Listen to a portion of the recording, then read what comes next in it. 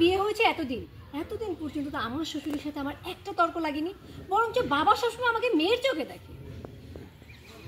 অথচ আপনার ছেলের সাহস কি করে হয়, আর আপনার ছেলের সাহস কি করে হয় আমার এত সুন্দরী একটা ননদকে গায়ে হাত তুলে। ভাই একটু মানে রোল চলছে অ্যাকশন। অথচ আপনার ছেলের সাহস কিভাবে হয় আমার ননদের মতো একটা সুন্দরী মেয়েকে আঘাত করার? কত নিষ্পাপ একটা মেয়ে, দেখলেই মায়া লাগে।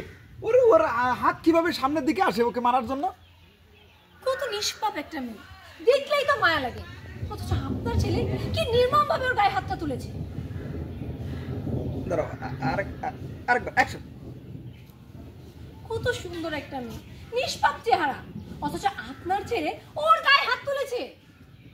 লজ্জা করলো না? আমার তো ইচ্ছা করছে ওর হাতটা ভেঙে ফেলি। একবারও কি লজ্জা করলো না? আমার কি মনে হচ্ছে জানেন, ওর হাতটা ভেঙে গুড়িয়ে দিই। এরপরে গেছে, এরপরে যে শুনতেছে মা এখানে মা ইয়া বলতেছে, মা তোমরা এত উত্তেজিত হয়েও না, তোমরা শান্ত হও। বাবা বলতেছে যে আমার মেয়ে যা করছে আমি বিয়ে দিয়ে ভুল করছি, এই ভুল আর করবো না, ঠিক আছে, আমি আমার মেয়েকে নিয়ে যাবো, এইসব কথা বলতেছে, আপনারা শুনতেছেন।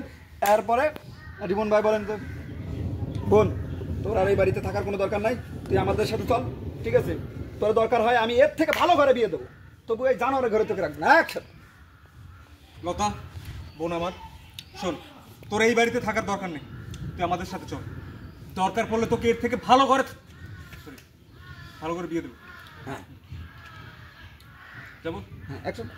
লতা বোন আমার কথাটা শোন, তোর এই কুলাঙ্গারের ঘরে থাকার দরকার নেই, তুই আমাদের সাথে চল, দরকার পড়লে তোকে অনেক বড় ঘরে বিয়ে দেবো।